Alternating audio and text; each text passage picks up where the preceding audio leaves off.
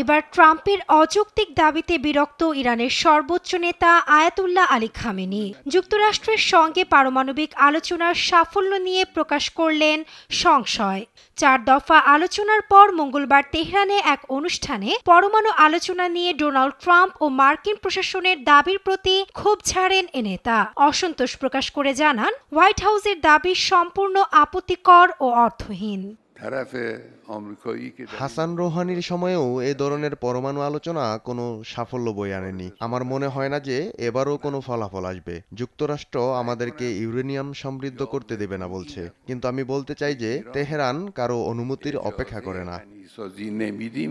এদিকে সিএনএন এর প্রতিবেদন বলছে, পারমাণবিক চুক্তির অধীনে ইরানকে অভ্যন্তরীণভাবে ইউরেনিয়াম সমৃদ্ধ করার অনুমতি দেয়া হবে কিনা এ প্রশ্নে মিশ্র প্রতিক্রিয়া দেখিয়েছেন মার্কিন কর্মকর্তারা। অন্যদিকে শুরু থেকেই জাতিসংঘের পারমাণবিক অস্ত্র প্রসার রোধ চুক্তি এনপিটি অনুসারে সমৃদ্ধকরণের অধিকার দেশটির রয়েছে বলে দাবি করে আসছে তেহরান। সোমবার সাপ্তাহিক সংবাদ সম্মেলনে ইরানের পররাষ্ট্র মন্ত্রণালয়ের মুখপাত্র ইসমাইল বাঘাইয়ের মন্তব্য, যুক্তরাষ্ট্রের দর কষাকষিতে পরমাণু আলোচনা দিন দিন কঠিন হয়ে পড়ছে। সেই সঙ্গে ওয়াশিংটন কূটনৈতিক প্রক্রিয়ার কোনো নিয়ম মানছে না বলেও অভিযোগ করেন। ইরানের সঙ্গে কূটনৈতিক আলোচনা চালিয়ে যাওয়ার দাবি করার সময় তারা নানা ধরনের নিষেধাজ্ঞা আরোপ করে রেখেছে, যা কোনো কূটনৈতিক প্রক্রিয়া হতে পারে না।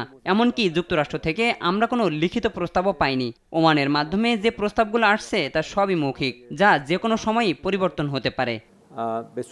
এদিকে মঙ্গলবার ইরানের সঙ্গে পরমাণু চুক্তি সহজ হবে না বলে মন্তব্য করেছেন মার্কিন পররাষ্ট্রমন্ত্রী মার্কো রুবিও। ট্রাম্প প্রশাসন ইরানকে বেসামরিক পরমাণু শক্তি কর্মসূচির অনুমতি দিলেও কখনোই ইউরেনিয়াম সমৃদ্ধ করতে দিবে না বলেও অভিমত দেন তিনি।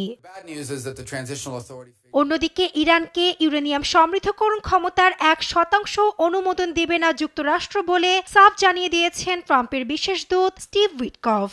গেল বেশ কিছুদিন ধরে পরমাণু আলোচনা নিয়ে বাকযুদ্ধে যুক্তরাষ্ট্র ইরান। কেউই নিজের অবস্থান থেকে সরে না আসায় এই আলোচনা নিয়ে তৈরি হয়েছে অচল অবস্থা।